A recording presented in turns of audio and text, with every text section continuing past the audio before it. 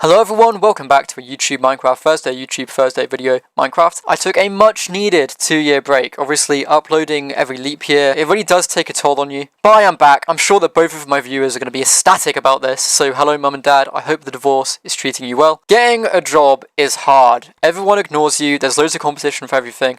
Everything is stacked against you. But when you turn 18, things get a little bit easier. Because there's some jobs that you can only do once you turn 18. And there's obviously much less competition for these jobs. One, because not everyone is 18, and two, because these jobs fucking suck and no one wants to do them. After a full year of applying to jobs, I finally got my first interview at one of these jobs. Like, literally a month after I turned 18. This guy's gonna kill me here, or not. And that's the thing, they said it was an interview, but... oh shit. They said it was an interview, but it wasn't really an interview. It was basically just me and 5 other candidates. They basically ran us through the safety shit, gave us a tour of the factory, but I couldn't fucking hear anything because all the machines were so loud. And then they gave us all like test shifts, or like training shifts, I guess. Okay, bro.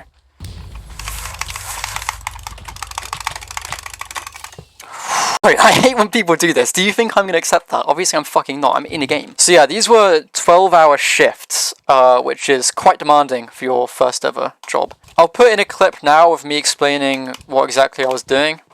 Alright, so it all starts over here with Crackhead Jesus and his forklift. Now I call him that because he had the Jesus hair, he had the Jesus beard. He looked like Jesus, but he was also obviously a crackhead. I saw him in the break room when he took his hard hat off and he was just straight up bald on the top of his head. I'm talking like shoe shine polish bald. He was probably in his early 20s. Anyway, so he came with his forklift to deliver these. So basically what we've got here is just like a wooden pallet. And on top of it we've got these pretty much like cases. The kind of thing that would hold like fresh produce at a shop. And they're all folded up and stacked up on top of each other, and he delivered them over here. And basically my job was just to pick up these pallets, about 10 at a time, come over here and deliver them onto these rollies. Right, these pistons represent metal rods that like roll along, so then you can place one like here, and then you can roll it along to these people here, and you're supposed to have like loads and loads of them stacked up. So these people here, Tony and Pavel, would then pick up these cases and unfold them into, you know, something that we could actually store stuff.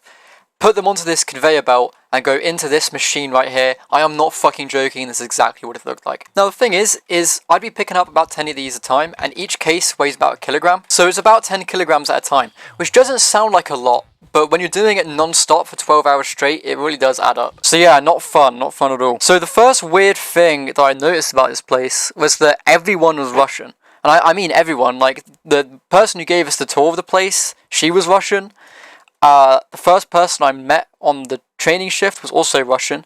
Now here's the thing guys, I didn't know anyone's names, the chain of command was never explained to me, so I kind of have to guess at what people did, and I had to give them my own names. So first person I met was someone I named Vladimir, and for good fucking reason. So he was my boss, I think. Now Vladimir knew a few English words. He knew how to say no. He knew how to give a thumbs up. Didn't know yes, that one was still a work in progress. And as I later found out, he didn't know the word for toilet. So I had to do this fucking game of charades with him of acting out doing a piss. But yeah, I'll get to why I named him Vladimir later. First of all, second guy I met, I named Pavel. This guy was of course also Russian, and he knew how to say the word faster, and he said that a lot. I think he was my boss as well, or like a mini boss just below Vladimir. I don't know, he'd sort of tell me to do shit and I'd do it, even though it was the same thing over and again. He would just shout faster at me. And also he would tell everyone when it was break, and the way he'd do that is literally by screaming. He'd just go ah, and everyone knew that meant it was break. And this guy, I am convinced, was on some kind of substance. Like, he was, I'm thinking like meth, coke, maybe just super physiological amounts of caffeine. I have no idea. But he had a lot of fucking energy. Everyone else was depressed. I was dreaming about a machine malfunction that would hopefully decapitate me. This guy was singing and dancing Russian songs, presumably for the entertainment of his fellow Russian cohorts. Crazy guy, completely fucking crazy. The third and final guy I met, I named Tony. Now me and Tony, we really got along, because we bonded over having a shared language. Only guy there who spoke English, and was of course not Russian. Wow, you are quite a laggy rascal. Now Tony was the fucking goat, okay? Because I really could not keep up with their pace. But Tony was a complete fucking beast, and he would just be able to do it really quickly. So whenever I was really behind, on the pallets, Tony would step in and he would do them all for me, and then I'd get back to it, and yeah, it was good stuff. I love Tony. But this is where Vladimir comes in. Vladimir comes over and he says, no, he must work alone. First of all, fuck ass Russian coming between mine and Tony's great friendship. Also, I just can't. It's not possible. No, stop. Oh shit. GG. Now, of course, Tony had to oblige and he had to stop helping me. So for a good 2 hours, I was solo grinding and I was just able to keep up. I was not too far behind. I was doing pretty well, all things considered. But then, about 2 hours later, Vladimir comes back and he says to me, the conveyor belt, it is going, yes? You must be fast. I will never be Tony. As hard as I might try, it's just not possible. Okay, I was trying as hard as I possibly fucking could. You cannot expect me to do any more than that. Ah, shit. 2, really? So of course his advice was completely fucking useless to me since I couldn't do any more than what I was already doing. But, I tried to hold out and I did pretty good. About 9 hours into this 12-hour shift, I passed out and I had to go home, obviously. And I mean, before that, my body was already giving out. My arms were literally locking up. I kept having to wait a few seconds because my bicep was fucking locked in place and I couldn't move my arm. And of course my back was fucking killing me. And I had back problems for well, I already had back problems, but I had debilitating back pain for an entire 2 weeks after this happened. So yeah, that was bit of a fucking nightmare. But because I did 12 hours, they had to pay me for it. So I got paid £100 for the full thing.